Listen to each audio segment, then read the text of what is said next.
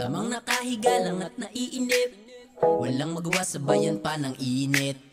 Libangan lang ay scroll up and down dito sa aking FB account, hanggang sa may biglang dumaan sa newsfeed ko, ako ay nagulantang.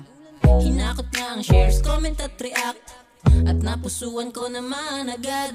Ang ganda-ganda mo, maraming nabigani sa'yo.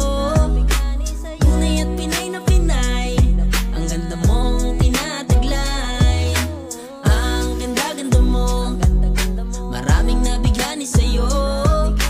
Tunay at Pinay na Pinay, ang ganda mong tinataglay.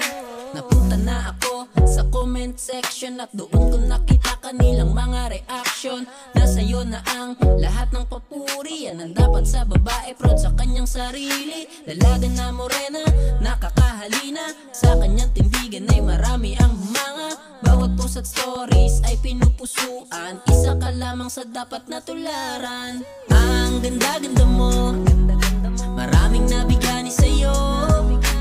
Tunay at Pinay na Pinay, ang ganda mong tinataglay.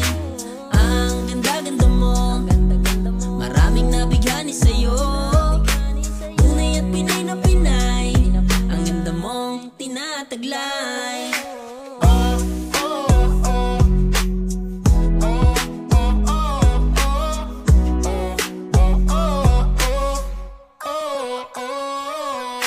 Di nakakaumay ang kanyang kulay, kayang-kaya niyang bigyan ng buhay. Nakakabilib ang kanyang mga talakan, mapapanganga kapag siya na ang napakinggan.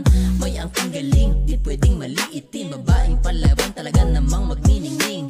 Iangat mo ang ganda ng Pinay, kung ano man dumating, sanay tayo dyan smile. Ang ganda-ganda mo, maraming nabigani sa'yo.